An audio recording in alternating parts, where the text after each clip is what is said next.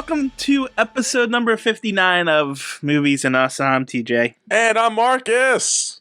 And he's Marcus, apparently. And this is the review show that reviews genre movies from the beginning. Sometimes.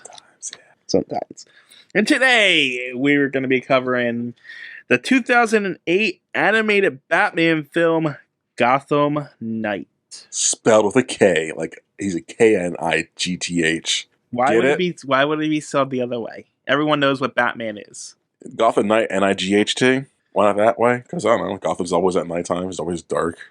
No one would ever spell a Batman movie like that. I would. Because you're stupid. Anyway. Here's my feelings.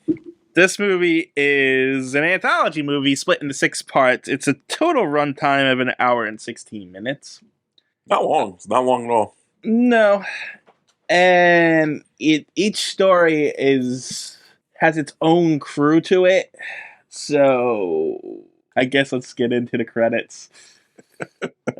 He's been dreading this part, people. He's been talking for an hour. He's been just dreading saying all of this. This is just going to be a list of names, so if you want to skip ahead, feel free. Here we go. All right. The first story was directed by Shojiro Nishimi. Oh, God. They're all Japanese, too, because this was anime style. And I'm not good with Japanese. We usually just say Japanese name in the anime podcast. What? What? That's so offensive. What? Japanese name 1, Japanese name 2. That's we don't do that only because Sean does the credits in that one. Okay, that's because that's terrible. We only do that. We only do that when it's in really, really unpronounceable to us. So that's up. That's really. At least give them their initials or something. So. That's such a white man thing to do. I can't read that. It's a Japanese name. Well, it's better than me butchering their name. At least you tried. I tried. I am terrible at saying names. I still try them. The second story was directed by... Wait, okay, yeah, you did the first one. Okay, yeah. Futoshi Higashide? Yeah. Higashide. That's the third story was directed by Hiroshi Morioka. The fourth story was directed by Yasuhiro Aoki. The fifth story was directed by Toshiyuki Kubuka. And the sixth story was apparently directed by 2 people, Zhang Sik-nam and Yoshiakai Kawajari, who was uncredited. Yeah. Alright, now onto the screenplay. Screenplay was, for the first story, was developed by Josh Olshan. The second story You can say that name, huh? It's American, of course. The second story was developed by Greg Rucka. Third story was developed by Jordan Goldberg. Maybe they should have English names then. David Goyer? Fourth story was developed by David Goyer. Yes, why? What? He's famous for something. He did the Blade trilogy. Christopher Knight's... Oh, he did the Dark Knight trilogy. The Agents of S.H.I.E.L.D. He did a lot of the super movies. Invisible. Dawn of Justice, Superman vs. Batman. He was in the Call of Duty series. He did something else, too. Okay, whatever. The fifth story was screenplayed by Brian Azzarello. The sixth story was screenplayed by Alan Burnett. And then it says the story is by Jordan Goldberg. And that's it. I don't know what does that mean. The whole story, every story was by him. One of the stories. Don't know. I do not know. Anyway. These egg suckers, I've said it a long time, these egg suckers can decipher that.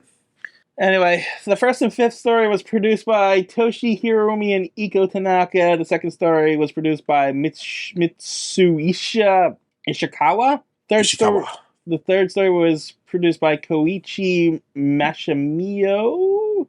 The fourth story was produced by Jungo, which I'm like 90% sure that's not how you pronounce that, but Jungo Maruda. It's a great name. Well, he did the fourth along with Alex Ye. Yay! That's a great name, too. And then the fourth and sixth story was also produced by Masayo Maruyama. I'm glad it's you saying these names, not me. I'll get into the voice cast when we go into the individual stories because, it's just easier to do it that way. You think so? You're ready to push everybody else's name. I'll do these ones too. Yeah, but there's a lot of repeats in them ones. I guess. So you're going to have to, Anyway, I think that's it for the credits. The release date, right? Yeah. Yeah. So I guess there's not much behind the scenes because it's an animated movie. Yeah. So there's no drama behind it. But this is supposed to bridge the gap between Batman Begins and Dark Knight. It doesn't. Not really. No. These stories are ultimately pointless. Yeah, if you saw these before going into Dark Knight, you'd be like, I think it was, say, your expectations was way too high, I think. Like, I expected to see these characters and not just this character, so yeah. Well, not only that, it doesn't even feel like the Dark Knight. No. This is a different Batman altogether. Yeah. Besides, there's one of them, what's it called? With Lucius Fox. That one kind of feels like Dark Field Test. That kind of feels Dark Knight. Maybe, Dark but nothing happens in that one. So. Exactly. It's just like them going over stuff. But besides that, the rest of the movies don't feel like Dark Knight at all. They see Scarecrow, so that's that. Yeah, but Scarecrow could be in anything. Exactly. So yeah, I have this on Blu-ray, but it was one of those weird Blu-rays that doesn't even have a menu. Oh, it just goes right to play the movie. Goes right in the movie, and then when you hit the options button, it takes you to the special features. So it was one of those. I got no trailers or anything this time around. I did. Okay.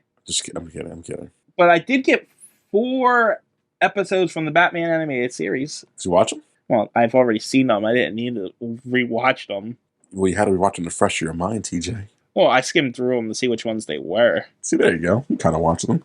So, and what they are is Heart of Ice, which I did not need to watch because that's the Mr. Freeze origin that everyone knows about.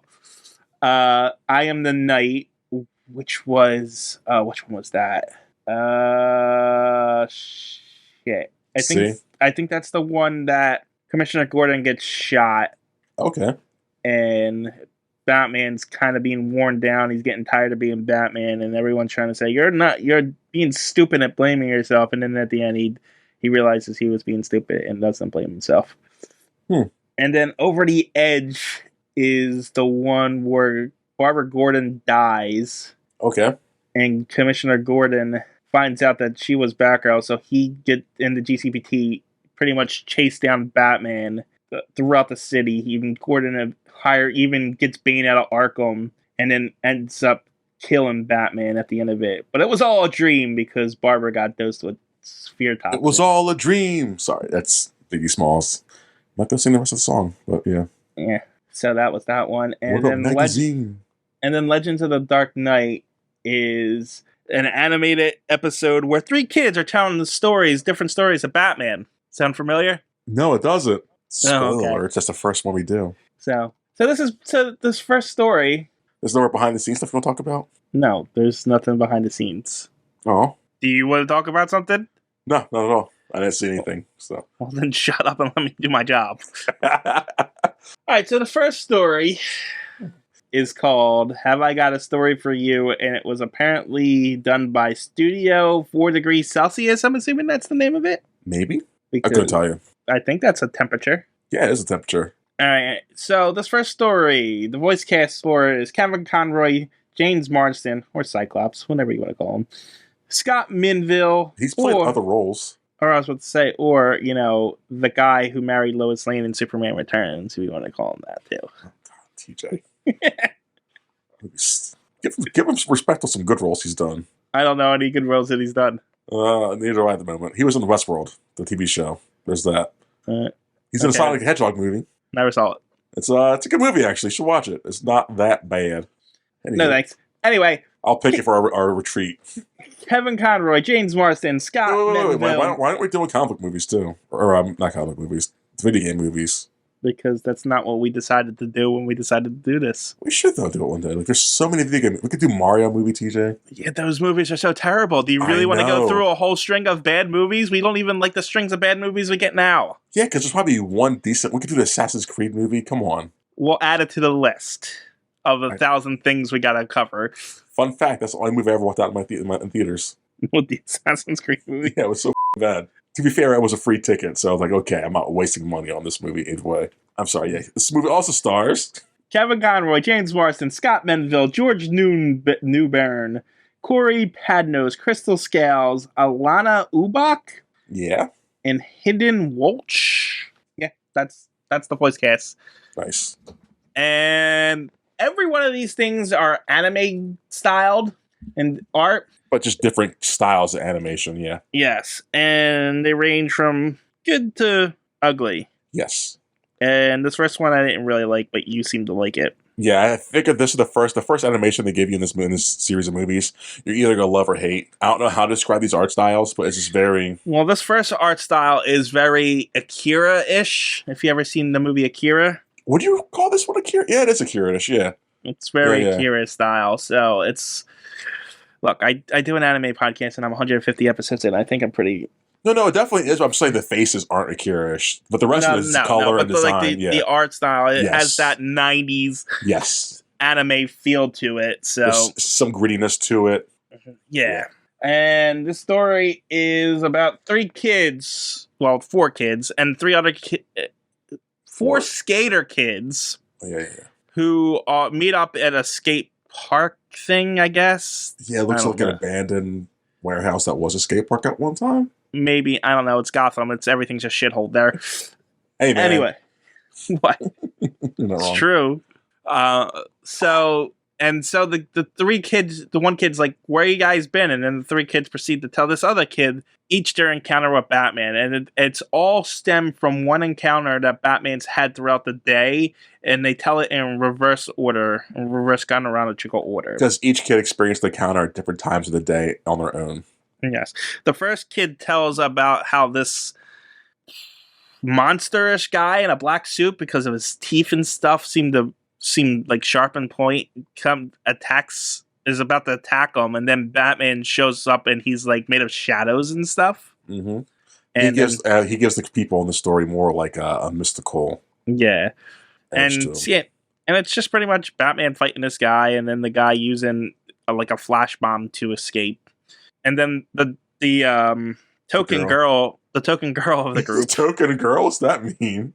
That means there's three guys and a girl, so they only put her in there because we need a girl here. I guess. It's like, what's that movie people like? It. Yeah, She's Beverly. She's the redhead, too. Yeah, her hair's more like fuchsia, honestly. Fuchsia? Look at you going into technicalities. It's not a normal blonde or brunette, so it's red. Yeah, but it's red. it's like a pinkish red. Yeah, but it's red. But it's not red, like it's not Mary Jane Watson red. No, but it's red. It's when you say red, that you have a specific idea of what it is, and it's not that. Her hair is a color that's not normal. And that is definitely for sure. But none of these kids really have normal hairstyles. No. Anyway, the girl is skateboarding through the street in her story, and she gets robbed by the police. And then the guy from the monster from the other story is flying through the city with a jetpack. And then Batman shows up, and he's a Batman. He's literally a Batman. Yeah, with wings and everything. And so, they get in a fight in there, and then he takes the jetpack off him and throws it away. And then the other kid says, Batman's not a Batman or a mystical thing. Let me tell you my story. And he's on top of a roof for some reason, looking out over the Gotham. Yeah. Because you don't know if he's with anyone or not, if he's by himself or something. Yeah, and then the bad guy shows up and starts robbing people on top of a random roof. What? Why? Yeah. I guess it's like a Richie Gala. These kids don't look like they're rich. No. Well, I thought the kid when I first saw this, I thought the kid was like, okay, well, he's with his mom and dad who are probably rich, and he's just dragged along to do this. But you never see his parents or anything, so like, I don't know why he's up there. Because the bad guy points the gun at him, and everyone else runs away. Yeah. He's like grabbing for people, like, someone help me, I'm a child. They're like, no, kid, you're on your own. It's like, damn, this city's dark. But then a giant, like, helicarrier plane shows up, and then Batman falls out of it, and it's not actually Batman. It's a robot Batman. Pretty cool, right, guys? Not really. This was stupid. He leaps tall buildings in long bounds like Superman does, TJ. Yes, he does. Did you get that? Yes. And so this robot Batman fights the bad guy, and then this like all 3 stories are done, and like yeah, see, and the one kid's like, man, I miss all the action, and then all of a sudden the guy comes breaking through the window, and the real Batman shows up, and it's just regular Batman. Yeah. And then the bad guy uses a smoke screen, and it's about to stab Batman with a piece of glass, and then the kid hits him over the bad guy over the head with a skateboard and saves Batman. Batman says, thanks, kid. And Batman talked to him, and now he's the coolest kid in school. The end. I love that one. It's my favorite one of all 6 of these. I didn't like it. Okay, so why didn't you like it? Honestly? Yeah. The kids' voice casts, hated them. See, I thought the voice cast was pretty good. Like, for every one of their voices got on my nerves. Oh, I think that was the purpose. Like, they're supposed to be annoying little kids. Yeah, I know, and they did a good job, but I hated them. It was great. Any other reason why you hated it, or is it just the voices that took you out of it? I don't like the art style either. Okay, that's fair. And I've seen this story in Batman 1,000 times. See, and I haven't. That's why I liked it. I liked that we saw this from a kid's perspective, 3 different kids' perspectives. Like I said, that there's an episode of the animated Batman TV series. It's exactly this, except it's not following one event. It's telling like different versions of Batman. Yeah. Like the Dark Knight Returns Batman and stuff like that. And then the best version of this is when the Joker, Croc, Penguin, and I think it's Ivy are just sitting around a poker table. Oh yeah, that's a good one too. And we're just talking about the time they almost caught Batman. Yeah. And that's the best version of this story. And like they've seen this 1,000 times. So why do I need to see this again? Well, see, you're coming from the Batman fanboy point. I'm not a Batman fanboy in the slightest. So like me seeing this in the first time, essentially, I love that we saw we didn't focus on Batman. We saw perspectives on Batman from people. Like that's great. That's awesome. Especially kids. But they in the animated version, it was kids that told the stories. Yeah. So it's pretty much ripped off right from that. Perfect. And they did a great job of it. And honestly, the villain's not even interesting. No, I was going to ask you, is he a villain in the comics, or he's just a random person? I have no idea who that is. Okay. He's like the MacGuffin, I guess, in the story to move the story along. He's the thing. It's like... And also, Kevin Conroy's the voice of... by the way, there is a moment when the girl's telling her story where Batman decapitates the guy. We see in his head. That's so good. I was like, oh my god, Batman just killed someone. She's like, no, I'm just embellishing it. Like, oh, that's cute. That's good. But like Kevin Conroy's the voice of Batman in this, and this is supposed to be Christian Bale Batman. Yeah. It does not feel like Christian Bale Batman. Can you imagine if they got Kevin Conroy do the voice of Batman's character, like the create the version of Batman in live action one day? And it's a shame because this Kevin Conroy Batman is just way better. He's not doing a stupid voice. Oh, guys. See, guys, this is the preamble for next week's. He's not doing the stupid... It's going to be a long, long review next week. Yeah, I don't think they know what we're covering next week. Oh, they're going to know. But yeah, no, I give you that. I like this one a lot. I like the kid's perspective. I like at the end... Like, he made an impact in a kid's life. Not all 4 of them, but just mostly the main, or one who's listening to the story. I like that. But you just look at it that way. Just from a pure story perspective, it's like, oh, nothing happens to me. Oh, look, something happened to me. It's stupid. You know, it is. It's like of course predictable. It is. Like, of course they're going to end up in here. Of course. Like, it's a big world, right, guys? A small world. Yeah, when the third story ended and the story wasn't resolved, I was like, what else is going to happen? Come on. Yeah, no, for sure. For sure. It was really like, oh, cool, guys. But I just like that he left an impact, and we saw the impact being left. Look, and I'm not even knocking this kind of storytelling at all.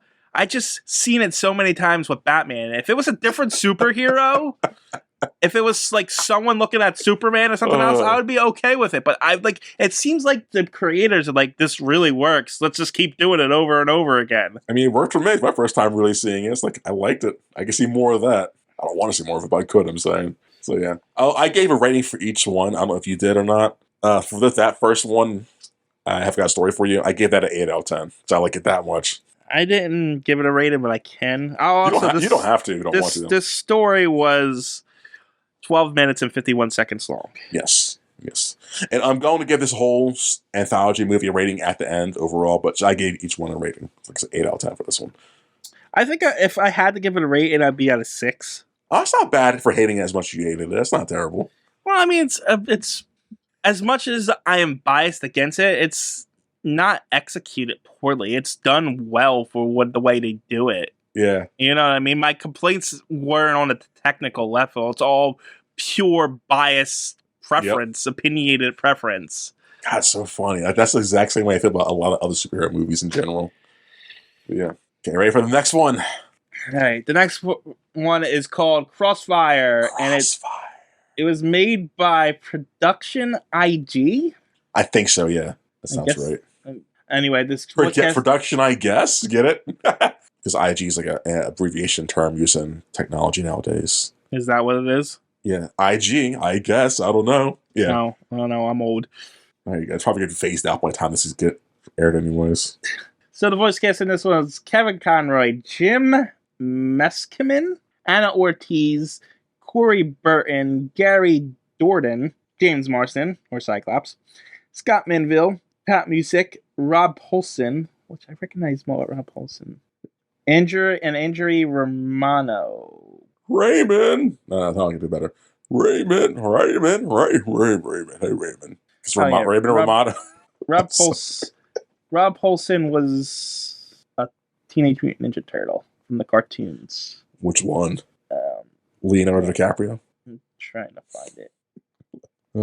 As TJ's finding this, how's everyone doing? How's everyone's mental health check going in? I'm checking in on my lovely podcasters. Hope you guys are all doing good. If you need someone to talk to, don't talk to me, 'cause I don't care. Just talk to someone who actually you have to pay to talk to. Because they only care when you pay them. Oh, TJ's back. He was Raphael. That's the cool one, I guess? Well, he seems to be the one everyone's like. But you know what's funny about that? Yeah. Me, my cousin, my brother, when we were little, we were big fans of the Turtles. Yes. And we all thought Raphael was the worst. Well, he's a dickhead, isn't he? Yeah, he's the brooding, one, and everyone likes that character. My favorite was always, me and my cousin's favorite was always Donatello. Is he the sciencey one or no? Yes. Yeah. And we would always fight over who it is. Leonardo was okay, but one of us always ended up being Leonardo. One of us always ended up being Donatello. That's adorable. And then my little brother was named Mike, so his favorite was Michelangelo. Of course. A character who I used to hate, now I probably mentioned this before, not comic related, but like a character I used to love back when I was younger, but like looking back at him now, he's like a little shithead, as Bart Simpson. Like he is the worst character ever. I don't know, I haven't watched The Simpsons in forever. I just start watching him again because they're always on TV playing repeats. Like, put this on for Time Killer. And when I actually pay attention, like Bart is just not a character I would enjoy. Also, leader is Lisa when she gets like popular because she got her ego goes so quickly to big when she gets any kind of attention. It's bad. What are you gonna say? I'm sorry. This guy was also Pinky from Pinky and the Brain. Oh, classic show. And he's been in 1,000 things, but those are like the big ones that I've seen. Like he was also Spike from The Land Before Time. Really? Yeah. The green dinosaur. Does it have any dialogue? I don't think so. Yeah, no, it was Spike and his little sister. Fucking long neck. I mean, to be fair, he was other dinosaurs too. He was like Chomper and Strut. I just found it funny he was Spike from. Hey, hold on, let's get back to this review, TJ. Oh, well, you're the one that decided to go down this rabbit hole. All right, so second story. Crossfire. So that bad guy from the first story was being brought to the police by Batman. Oh, it's him? Yeah. No way. Yeah, they said this is the guy, the high-tech guy from... Yeah, it's high-tech Psycho, whatever his dumb name was. Yeah, which was the last guy. Was it? Did they name him? They didn't give him a name, but it's definitely that guy, because he said this is the guy in black, they say. He was wearing green in the first one, though. No, he was wearing black the entire time. No, he wasn't. You watched that clip, that motherfucker's wearing green. In the first story, like the first kid's story, they say he's still wearing green. It's like a dark green. I mean, it could be the same guy. I just didn't pick up on that because they didn't like portray that at all. You're colorblind. That's clearly black. No, it's not. No, it's not. And the Blu-ray that I'm watching, it's black.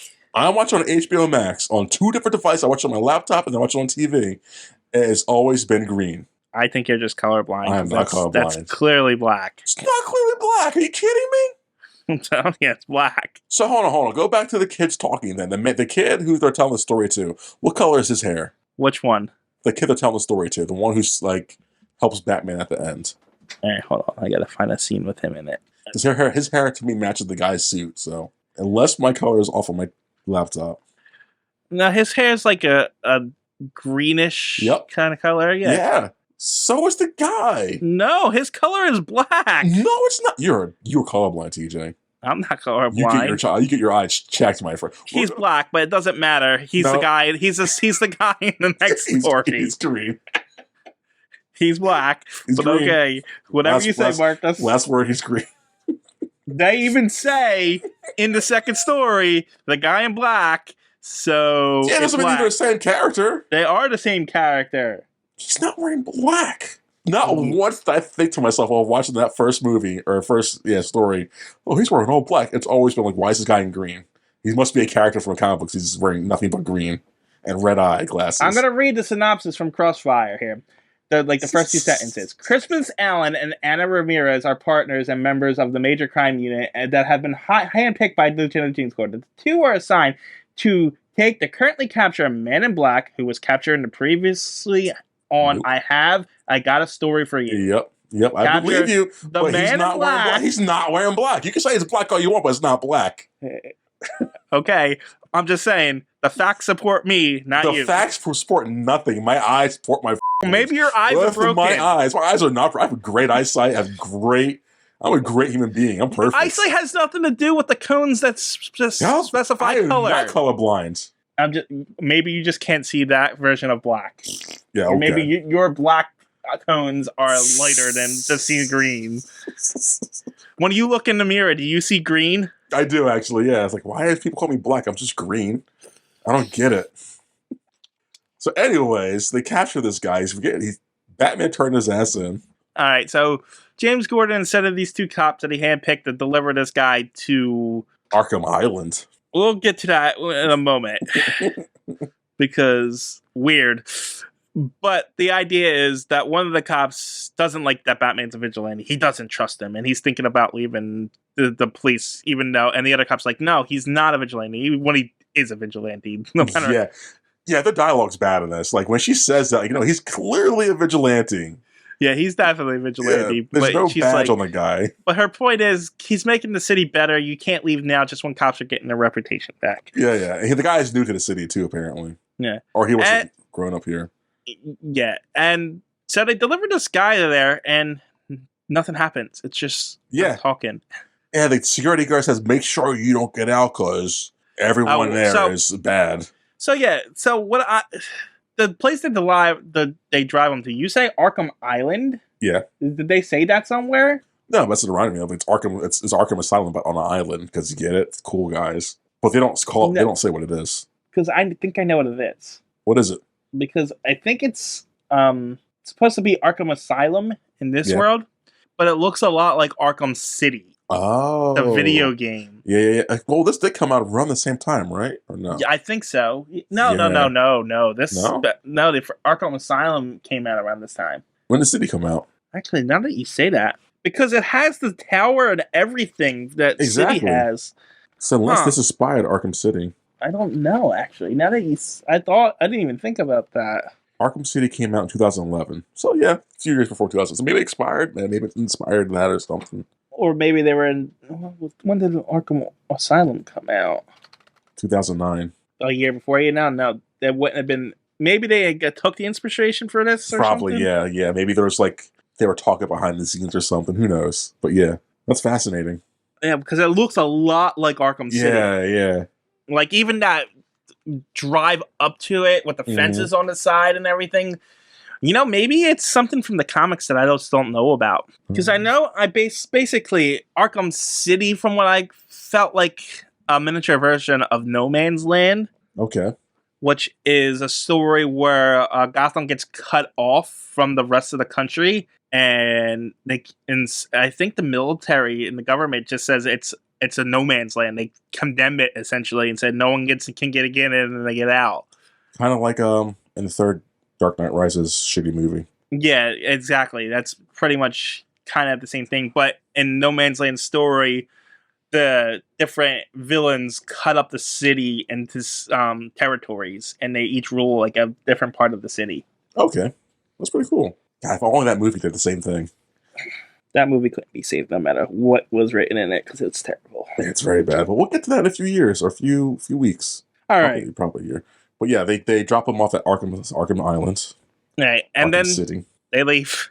Yeah, and they build it up so much, like, oh, they're gonna do something really cool here. No, And then they leave, and then the skeptical cop's like, I'm leaving the force, and she's like, no, you're not, and she goes crazy and just spins the car out in the middle of a road.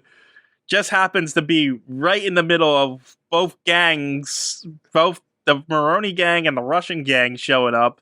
And neither one of them looks at the car and say, hey, is there someone in that car? What's that deal with that car? Nope. And then they just start shooting at each other.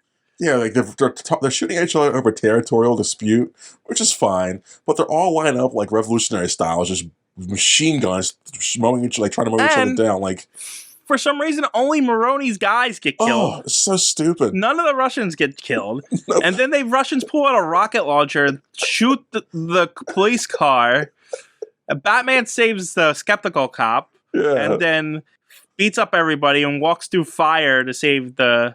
which that sequence is pretty cool. It was pretty cool looking, but it's like, why are you just standing and walking through fire, Batman? What are you doing? And so Maroni managed to grab the gun of the female cop because she was knocked down from the explosion, and he says he's going to shoot her, and then Batman's like, no, you're not, and takes his gun, punches him, and says, hey, Gordon picks good cops, and disappears. And I guess that's enough to convince the skeptical guy, oh, Batman can be trusted. Yeah, it's the dumbest. And that's the end of the movie, or the end of that story, right? That's it. Yeah. It's the dumbest one. This is the... It's like, what? What just happened? Why? How are you going to build up an Arkham City coolness and then just do this random shootout? And then, like, what? Like, it just takes such a left turn out. It's like the creators are like, I want Batman to walk through fire. Yeah. All right, what else can we tell? I don't know. This Arkham City thing sounds cool. We don't have the budget for that. Let's go something else, do something else. Like, okay. Yeah, no, it's really lackluster. I gave that one a 5 out of 10. Like, this is not smart. Stupid. It's stupid. I mean, this is a pointless... What was the point of this story? To show that a cop gains trust But they somehow? don't. But they don't. They don't ever show him changing. They don't. Batman says, Gordon chooses good cops, and then he flies off, and the guy never says another word. No. It's like, what? Oh, man. Whatever. On to the third story? Yeah. The third story is called Field Test. Oh, that last story was... Crossfire. 12 minutes and 1 second. Yeah. The third story is called Field Test, and it's made by B-Train. Like B-E-E. Okay. Train. This one is 11 minutes and 36 seconds. In this story, Bruce shows up, and Bruce Wayne in anime form looks ridiculous. Yeah. This one looks like a fan who like really likes Bruce Wayne, and like I love Bruce Wayne a lot. I'm gonna make him my way. He looks like the stereotypical anime protagonist. He looks like Light from Death Note. Oh, I hate that. A little bit older. I hate that anime. I love that one. I liked it because I saw it when I was in high school, so I was like at the edge of edginess. Like, yeah, this is really good, guys. Wouldn't it be cool if we had a notebook we write into and just kill each other with? I hate that story. It's so complex. Like, TJ, come on. Where's the ethics lie at, TJ? If you want to know my opinion on Death Note, go watch my anime review on that. Episode number, insert number here. So, yeah, anyway, field tests. So, Bruce Wayne's visiting Lucius because he had Lucius take pictures of 2 speedboats or yachts or whatever they are. And apparently some electromagnetic pulse crushed a satellite that they had, and Lucius is doing science around it, essentially. Mm-hmm. And eventually it gets to the point where after like 15 minutes of explaining science, it's not 15 minutes, but that felt like a long time. Felt like 15 minutes of explaining the science. It pretty much shows that, hey, Batman, look, I created a force field for you. Which is cool. It's not realistic, but it's cool. Yeah. And so it's like, okay, cool. I'm going to go play golf now. Yeah. I gotta save face, I guess, for the company and shit like that. No, he's not save face. You know what I mean. He's investigating the guy that that he's playing golf with, because he goes and plays golf at a charity event with this other guy, and then uses this electromagnetic pulse thing to fling his golf club across the park, and so Batman can steal his phone. Yeah. It's so convoluted they steal someone's phone. Oh, the guy built this golf course to like combat homelessness. Because that's how you do it, guys. You build a golf course. Well, yeah. Don't you know? You take up valuable real estate to make a golf course for rich people to play through. Bruce actually does say that to him. I know, and I'm glad he digs. I thought about it. That's just really the first thing you do is build a golf course. That's could have been a park. Well, could have been anything but that. What they're doing is they built the golf course so all the pitch tents that they have in the city can go on the golf course.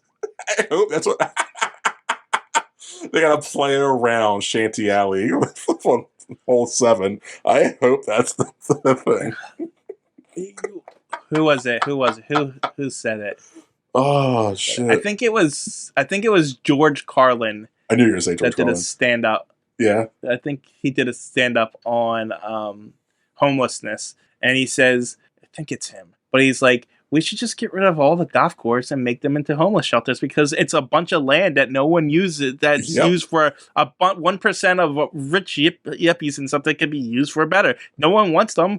No one wants to build homeless shelters in it. So let's get rid of all the golf courses. It's true. It's true. Golf courses are such. You take down properly good trees and plants and vegetation in the wildlife area to clear it out for fake greenery and just wealthy gated community. Yourselves. So apparently Maroni and the Russians are both hiding on these 2 speedboats, and they don't know they're both on the opposite speedboats because they're both idiots. And so Batman hijacks one of the speedboats remotely and crashes Maroni's boat into the Russian boat, and then proceeds to beat up both gangs. He chokes both of them and disputes the gang war. He's like, you're taking this territory, you're taking this territory. But then one of the other guys comes up behind him and tries to shoot him, and the force field deflects it and hits him in the shoulder. Oh no. I didn't get this. He's got to rush him to the hospital before he bleeds out and dies, right? Yeah. He got hit in the shoulder. Well, maybe it hit like a certain artery or whatever the hell. They don't tell you because you don't see how much blood, but Batman's kind of shot someone, so it's his fault.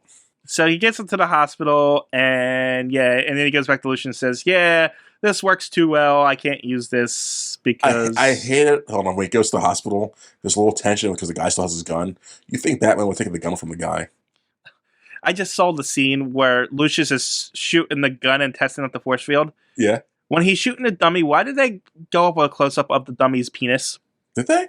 Yeah. You notice the most sexual things, TJ. Look at it! I'm watching. What part is this? Before he's shooting the dummy. Oh yeah. Yeah. Well, I didn't understand that point. What was that for? That shows you that Bruce Wayne's gonna be protected at all costs. I guess that's weird. That's very weird. But yeah. But anyway, he says, "I can't use this force field thing because I'm Batman." The end. Which is like, no, that's a good thing to have. Well, he gets rid of it for a reason, I guess. So because he can't have ricochets. Although in the next one, he drops a whole thing of a building on top of people, but we'll get into that later. Anyway, that was that story. You want to give it your rating? I think that's a 5. I think maybe a 6 or 5. That was why did I give that one a 6? That's a 5 as well. It's a 5. It's a thing. It's nothing happened in that one either. Nope. It's just, hey, I'm Batman doing Batman things, getting. It's not even. It's like, hey, I'm Batman. I'm going to test out some equipment in the field. Yeah. I guess the only thing to highlight to that one is showing him that he actually cares about even bad guys and we take him to the hospital and forcing him my one rule. Yeah, that's the only positive we learned from that. But yeah, it's just, here's a weapon or a thing to help you survive, Batman. It's like, okay. The next one is, are you going to rate that one? Sure, 5. It's not good. Did you rate the last one? Yeah, I did 5 on that one too, I think. Yeah. All right, so the next story is called The Darkness Dwells. In Darkness Dwells. In Darkness Dwells. And it's actually made by a decent company, Madhouse. It's a famous anime company. They did stuff like Trigun, which is my favorite anime, by the way. Nerd. Vampire Hunter D. They were also responsible for Beyblade. Those sons of bitches. And Card Captor Sakura, apparently. Did you guys watch Yu-Gi-Oh yet? No. That's an anime, right? Yes. How'd you not watch Yu-Gi-Oh yet? because everything is in a wheel and I everything know, is but like random. how many Ys? There's probably a lot of Ys. Yeah, that's There's fair. like quite a bit of Ys. Yeah. But yeah, they did a lot of good things this one. And I'm just trying to see if they did a specific one because this specifically reminded me, the art style in this one reminded me of a specific anime. Which one? Afro Samurai. I can see that. I can definitely see that. But I don't think they did that one. But it definitely reminded me of Afro Samurai, the art style. And I hate it. Hate the art style so much. The faces look so bad. This art style portrays eeriness really well. But yes, it is not a really eye-pleasing art style. For me and for you. There are some good to it, but the faces are so out of whack. Yeah, I didn't like it. This is probably the worst one for art style. Yeah. Yes. For me, anyway. No, I agree. And I didn't like it at all. But I think it fits this story well, though, to be this weird and not weird, but to be this disturbing looking. This is just a dungeon crawler. If you watch this one, kind of. It's more. It's a dungeon crawler through and through. I got total D&D vibes from this one. I think they were going for more of a horror vibe, though, like hunting a monster in the sewers. Yeah, because it's kind of like a. Good. No, you're good. You're good. I was gonna say it's like a lot of dungeon crawlers I played. So, this one is some cardinal was kidnapped by a lizard man. I wonder who that was. Who could that be? And who could what be? The lizard man that captured the cardinal. Oh, that's right. He's not called a lizard in this universe. No, wonder who that could be. But his what are they called? Congregation. I forgot the word and I had it written down, so I had to look at my notes. I have like a whole page of notes. I didn't look at them once. You really? Yeah, I'm not even looking at them. That's how easy it is to summarize these things. So, the lizard man kidnaps the thing, and the congregation went all nuts because of fear toxin. I wonder who that could be. Ooh. So Batman's in the sewers. Apparently, homeless people live in the sewers, and he's like, "Oh, that was Killer Croc. He went down that way. Thanks."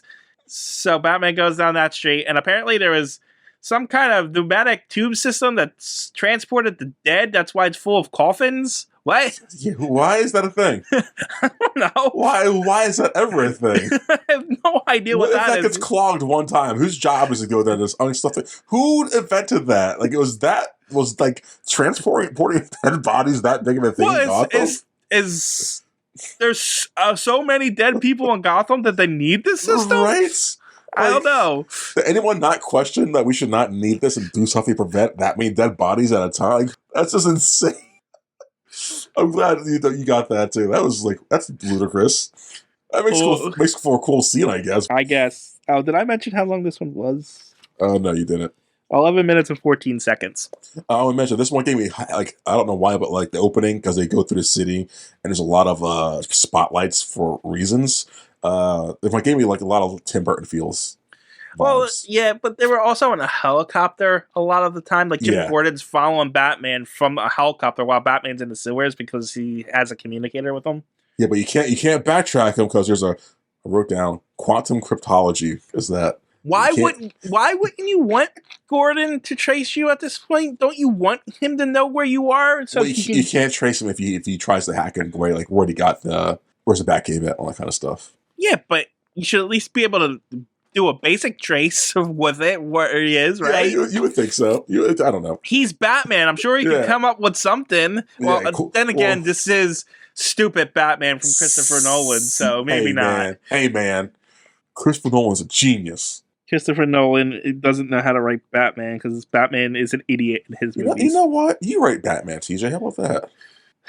I don't think I could write Batman. See, exactly. No, I'm too biased. Exactly. Yeah, but why are you too biased? Why can't you write Batman? I think I would fanboy it. Oh, you? How would you fanboy it? I don't know. I just feel like I'd fall into it as a writer. I'm too influenced by it, by the lore. You know what I mean? Okay, yeah. So I don't think I could do a good Batman, but that doesn't mean that just because you aren't like a huge Batman fan or something that you can just come in and change Batman and it'll be great. You know? I mean, it's possible, but that's not what happened. Like I tell you all the time, it's just whenever someone else touches a property, it's their rendition of that thing. Yeah, and it doesn't have to be faithful. It's just their artistic style okay, to it. that's fine, but that has no bearing on whether or not it's good or not, and it's not good. It's okay. At the time, it was good. Well, why are we reviewing that right now? We're reviewing this one because this is technically that Batman. Technically, was not. That Batman wasn't in the sewers fighting Killer Croc. Canonically, this movie connects Batman Begins to Dark Knight. That makes no sense. I don't know, but it does. This is technically Christian Bale Batman, with Kevin Conroy's voice. In that movie, he had a hard time fighting the Joker. He just shrugged off the Killer Croc. I know. It makes no sense. The plot points in this make no sense. We didn't even get to that point. So he finds Killer Croc and beats him up. No, he gets my bad. He gets the Killer Croc and beats him up in like 3 seconds. Yeah. I don't know. He says Croc's been taken care of. I don't know if he actually killed Croc there because he pretty much blew him up from the inside. Yeah, he threw like a thermal detonator in his mouth, and like the Killer Croc spits so much fire out. Like that guy is dead. And Killer Croc has a weird design. He looks like an alien. Yeah.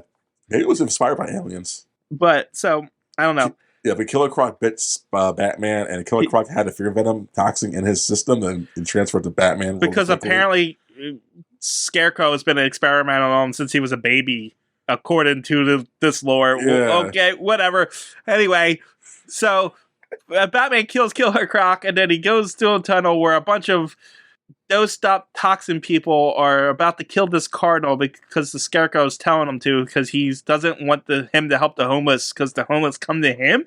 Yeah, I guess. I don't know. I guess. That's why there's no homeless on the golf course, I guess, DJ. Yeah, I guess.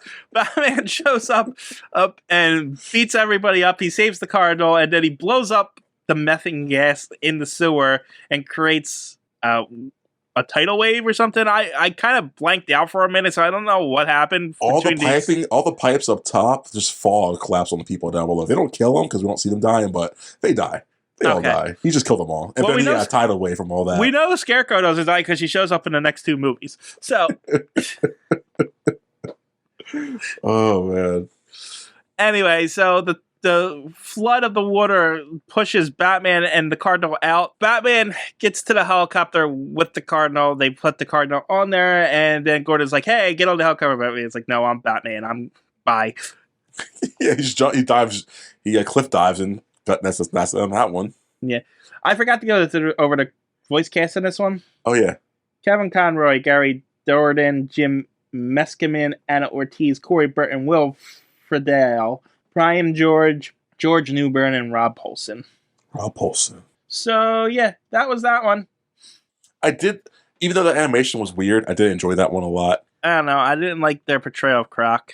He just seemed like a monster. Yeah, mindless. Yeah. Yeah, could have been anything here. Why? So why they just put Croc in for the namesake?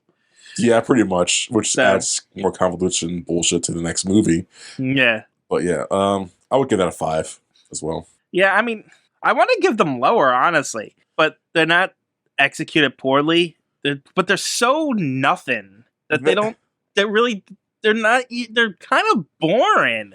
They are kind of boring, but I think the saving grace to these, that A, they're short, and B, the animation styles for most of them are just like, they're appealing and pleasing enough, like, you're not too offended by them. But yeah, overall, there's just like, here's something Batman has done, here's something else. There's no character arc or character development, really, but it's just, here's a little, it's like a bad highlight reel. Yeah. Of fan fiction. It definitely does feel like fan fiction, that's for sure. Yes. But yeah, I feel you too, like, I do want to give them like a 4 or a 3, but to me, I could play this in the background again and I'll enjoy it. That's why it's around a 5, most of the movies. All right, moving on. Yeah. The next one's called Working Through Pain by Studio 4 Degrees Celsius. I assume that's what they're called. What could it be? Like 4OC? I don't know. Yeah. Anyway, the voice cast is Kevin Conroy, David McCallum. Oh, I did recognize that guy. Who, David? He's from NCIS. Ah. Will Friedle, who I also recognize. Brian George, James Marsden, Cyclops, Parminder Nagra, George Newbern, Rob Paulson, Kevin Michael Richardson, and Hayden Walsh. Yeah, so this one's the longest one for some reason. It's 13 minutes. It's 13 minutes and 6 seconds. I understand why it's the longest. It goes over And more of a deeper. This one has more depth to it. sure. Anyway, it cuts in between the past and the present. In the present, Batman's been shot, Yes. I guess, Yes. and he cauterizes his wound. Now he's just got to get out of these sewers. Meanwhile, we cut back and forth between him going to I don't know where he went to. Somewhere in the Middle East. It looks like India. Well, it says volunteer with a relief effort in the Middle East. Oh, okay. Well, isn't So apparently he volunteered for a relief effort there in the Middle East, where he's, I guess, trained enough to be a medical assistant, surgical assistant. the money can buy you anything, TJ. I guess, because he's sewing up poor people who just had surgery and stuff. So anyway, after that, he's snakes. Snakes? Are there snakes in this? Yeah, they had a cobra fighting like this rat thing. The mongoose is fighting a mongoose, I think. Yeah, and they're known for killing cobras. So yeah, is that too much for you, TJ? TJ has a big fear of snakes, guys. Never ever email him snake pictures at his email at tj.com. That TJ. Yeah. So, that really got you? Even cartoon snakes, really? I don't like snakes at all. Interesting. There's animals I don't like at all that freak me out. The animated versions don't really creep me out. That's interesting. They're unnatural demons that deserve to be wiped off the face of the planet. No, they are perfectly fine. Do not say that. They're evil monsters. They don't even have any limbs. What kind of creature doesn't have limbs? They have limbs. They're one long limb. That's all they are. Nope. They're evil abominations. Hey, man, there are people born with no limbs. Are they creatures to you? They have torsos and heads. And then so do snakes. And snakes got tails. They have one more than humans without limbs. Nope. I love snakes. Yeah, that's because you're a monster. How dare you? Only monsters like snakes. Anyways, Bruce Wayne's at a snake fight thing. Why, though? Because he's talking to the guy for exposition. Why is this here? Why is this even needed? To show that people gamble on anything, and he's just a part of the culture. It has nothing to do with that. Maybe if this is a racial stereotype, I actually think it might be a bit of a racial stereotype. It could be, unless it's really part of the culture. Maybe it's just a really bad 2008 bad taste. Do people just have cobras, the most poisonous snake in the world, fighting mongoose in the middle of the street? In an area that have cobras and mongooses? Maybe. I haven't been to that part of the world, so maybe they do. Maybe our viewers who are part of that world say, yeah, it's pretty common that there are people that bet money on these things while people just walk around doing daily rituals. I don't know, TJ. It probably is a really bad taste. Yeah, I don't know. I don't like it. He doesn't like it because he hates snakes. He doesn't not like it because of racial things or animal activist shit. Just because he hates snakes. Just to be clear. Whatever. Biases. If it aligns with certain biases, sure. Oh, man. Whatever. Anyway, he's there because he's talking. He's trying to get lessons and be trained. He's trying to get avoid these sexist old men who don't like who are elitist in the fact that they don't want to train certain people in the ways of they learn and stuff like that because only men can learn how to withstand their pain. Yeah, men are more dominant than women. I don't think women could go through 9 hours of childbirth and go through all that like a man could. Exactly. It was being sexist, but I kind of turned it on its head. This is so stupid. It's not stupid. It's just that's all societies are. Terribly hierarchies. Yeah, and it's stupid. I agree, but I don't think it doesn't draw me out of the movie. This whole point is the whole thing. Not only is it stupid, but it's pointless. What? How? Because where he learns from this woman how instead of these old assholes that to learn how to bury his pain, essentially to not feel it. What's the word? Compartmentalize it, essentially. Yeah. And what does that have to do with him in the sewer? That's what I like. It's like either the sewer is before he goes there or after. No, it's after. Which, if it's after, it makes no sense. It's like definitely after. He did all that training to get shot and still feel pain. Because this is all the training is before he's Batman. Yeah, so if that's the case, then, which I guess it is, then it's really stupid. And I agree with you because he did all of this. He took an ass whooping for her later on, and he gets shot and doesn't know how to deal with the pain still. Like, come on, this is stupid. Well, Yeah, he's like you said, what was the point of all that then? Yeah, But it if the makes, Batman part was beforehand, then I can understand. and it makes even less sense towards the end, because at the end of the sewer section, he finds a bunch of guns. Okay, Yeah, that made no sense to me. okay, it's guns. Yeah. What are you trying to say here, people? I don't. It segues sloppily into the next one, but it's like, who it doesn't cares? even really come back into the next one. It doesn't. It's like, in the next one, Alfred literally says, "Where do you want your bag of guns that you found?" He's like, "I don't know, just leave them somewhere." Yeah, get rid of them. It's all just so he can say, "Oh, I would never use a gun," but I can see their appeal, so he can lead into the villain of the next episode. Yeah, exactly. And this is stupid. This one's good though. This one, I like that it just shows that he's trying to better himself, and he's not. I don't know. He's not trying to battle himself, though. He's trying to compartmentalize his pain so that he can go be Batman and bury his pain even deeper. Yeah. Even she says, "I failed you. I shouldn't have done this, because you're just gonna go down a path that you want to go down, focusing on your pain and your rage." I like that though. She's calling out his bullshit. I enjoy that because he lied to her when he beat up those guys who were coming after her. She says they would have went away eventually. Yep. And what's funny about even worse about this story arc, it reinforces the old sexist who's like, "We're not going to train you, lady, because you're going to do it for wrong reasons." She tries to prove them wrong by proving them right. Like, oh, it's so good. Yeah, this is super bad. Oh, I love it. I like this one a lot. It's visually pretty. I'll give you that. They go into her backstory, and she learned from these old guys what they knew she was a woman, but they were like, "We're gonna break this stupid girl." Yes. And then when they couldn't break her, there's like, "Yep, she's a witch. Everyone, she's a witch. So no one's allowed to like her anymore. Throw rocks at the poor little girl. Oh, your parents throw you out in the street to be alone." I wrote down on my notes, these grown-ass adults are throwing rocks at a little child. What the shit? I don't care what society you're in. That's pretty f***ed up. Her parents literally kicked her out of her house. This is the most f***ed up story we have. It's the most, like... This is bad. Oh, man. You say all this, and I was thinking all this while watching the movie. Like, this is stupid. That's stupid. That's stupid. For some reason, it's just like, I enjoyed it.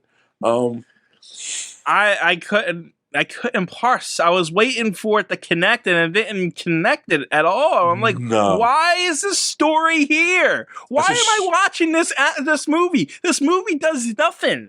It does. The first story shows you that people see Batman in different ways, and he leaves an impact on the younger audience. The next story, Crossfire, shows that villains shoot each other random weapons because reasons, and the cops are kind of on his side now. The third story shows that his origins to like why he has some gadgets and not other gadgets. Darkness Dwells does, I don't know what that one means. This one's like, hey, he has a pain tolerance, TJ. Except he doesn't. It all gets retconned in the movie anyway. So what difference does any of this make? What's the point of it all? None of this is actually canon because it doesn't come back at all. Yeah. It's supposed to be canon, but it doesn't tie in or connect it. Even the creators say this is an unnecessary watch to watch the Batman movies. It really this literally is a cash-in, essentially. Yeah, that's all it is. It's all it is. It's like, hey guys, you like Batman? Here's some more stuff with Batman in it. It's not even good Batman though. It's bad Batman. It's a mediocre Batman. I can't even say it's bad. It's I would argue mediocre Batman is worse than bad Batman. Have you seen, TJ? Have we not seen those Joel Schumacher Batman movies? Yes, but we got 2 hours of rage out of that, whereas this was just a waste of my f***ing time. I enjoyed it visually, so I enjoyed this movie. This is, again, a background movie I could put on in the background. I was like, it's a movie I can look at sometimes. I can fold laundry to this one. I do chores to this movie. I don't mind it. This movie's saving grace is so short. If this was any longer, it would be unbearable. Yeah. It's a short movie of short segments, and I like that. And it's even worse because it's based on the crappy Christopher Nolan lore. Oh my god, this guy, guys. Batman's in the sewers. Like, guess who saves Batman, TJ? What? It's Alfred. Oh, Alfred saves him, yes. He's always in his uniform, and he just drove the Batmobile. Like, Does Alfred not have a costume to wear just for the situation? He is wearing a costume, his butler outfit. That's stupid.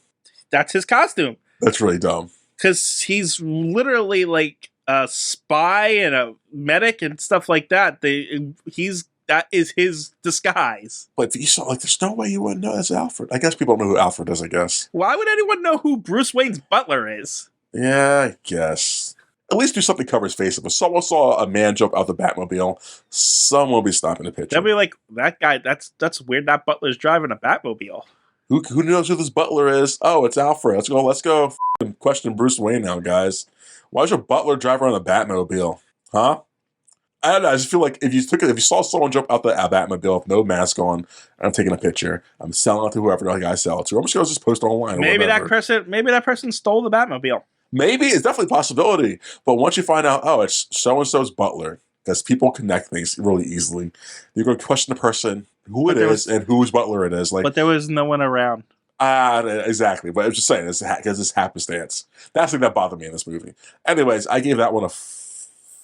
Before we talked about it, how stupid it was, I gave it a 7. You talked me down. I'm gonna give it a 5, TJ. I'll probably give that one a 4. I'm done. Really stupid. I'm done. I was gonna be like, when I begrudgingly give it a 5, but now I'm at a 4. Yeah. Screw that episode. Yeah. I liked it a lot, like, going in, because, like, okay, it gives you, like, calling out his bullshit of, like, using others to benefit himself. I enjoyed that, but yeah, it's just a lot of logic leaping that I did do at first, even though I did question a lot of it. It's like, nah, this is just really dumb. Anyways, one more to go, TJ. The last one's called Deadshot. It's 11 minutes and 26 seconds. Who's it about? Deadshot. It was also created by Madhouse Studios, and it stars Kevin Conroy, Gary Dourdan, Jim Meskimen, David McCallum, James Marsden, Pat Musick, Kevin Michael Richardson, and Andrea. It says Andrea Romano as Martha Wayne. Oh, because they don't have any dialogue in it, though. I didn't think they did either. No. Maybe. Who knows? Maybe some voiceover bullshit. Whatever. Anyway, this one's about Deadshot. Oh, that's an original. So, yeah. It's pretty much introducing Deadshot and how he doesn't miss. He's an assassin, and he's getting called back to Gotham to kill Jim Gordon. And so he's about to kill Jim Gordon in a possible shot. Batman deflects it. But no, he wasn't after Jim Gordon. He was just going after Jim Gordon to draw out Batman. Batman's the real target. And then Batman gets shot a couple times and then kicks Deadshot's ass, gets arrested. On top of a train, kicks Deadshot's ass, and then the guy to hire him gets arrested. The end. Yeah. There's nothing else to talk about. Nope. They built Deadshot up to be such a badass, which he is with a gun. But the second Bruce Wayne or Batman gets a hold of him, he starts like crying, like, "Don't hurt me!" Like, really? That was easy. They saved this story for last, and it's like, yeah. And they build up like he gives the cop who was skeptical the evidence and stuff like that. Yes. It's like they tried, and like we said earlier about the bag of guns, to connect the stories, but it didn't work. It's just like it's one long action scene. Yeah, this is the weakest of all 6 of them. And it's before the last one, I guess. Okay, it's cool that we got one of Batman's rogue villains, but you didn't do anything with them. Just like you didn't do anything with Killer Croc or Scarecrow. It's like, why do I care? We saw some cool impossible shots, but even then, it's like, why did I watch that? Why did I watch those 4 minutes? The path of runtime, I guess, to make it over an hour? Like, why did we watch this? This is not a good movie. Oh, man. Hold on. Let's read this last one. So what are you going to rate this one? That Deadshot one. It's got to be a 4, too. Yeah. I'll give it a 5 because I like the action in it. It was more coherent than the last. Maybe it's a 5. Sure, it can be a 5, but it's not good though. What does this have to do with anything? Why is this the last thing we see before going in the Dark Knight? Yeah, it's like, do we see Deadshot in the Dark Knight? Nope. Do we see any of these guys in the Dark Knight? No. So how does we see Scarecrow? But if we see do we really see Scarecrow in the Dark Knight? Don't you? Isn't he there? He's there for. He's like, he's on all 3 of them, but he's like such minor roles. Yeah. We don't even get there's no. What's the love interest in the Rachel? Batman? Rachel. She's not in any of this. No, not at all. In any form. They recast the whole cast, so it's not like you couldn't use her at all. You barely see Commissioner Gordon in this movie. Right. It's like Yeah. if you use some of the cast that you have so that we could at least see what's going on, maybe tie it in somehow, maybe have the Joker over Lumen somewhere, like Yeah. do something to connect it. What is the point of this? They could have had him. They could have the Joker have all those villains be connected to the Joker somehow, like you said. Like he could have like the running plot. Like why is people Right, crazy? if you don't want to show the Joker, that's fine. But maybe like show like that that he was behind something with a card, or allude to him, something. Let's allude to him in some way. Maybe something happened.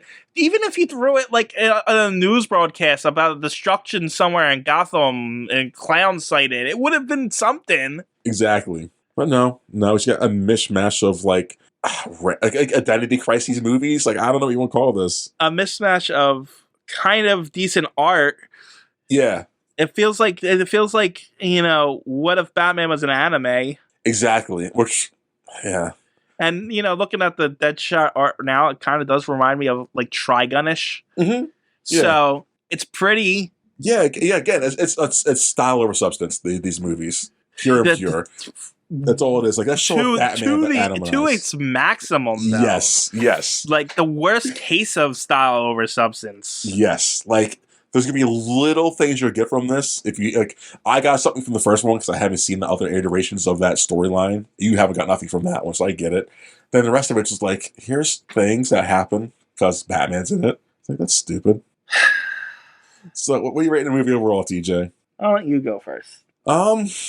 Beforehand, before I adjusted my reviews and numbers on this, and I had them mathed out, it was like a 6 or a 7 out of 10.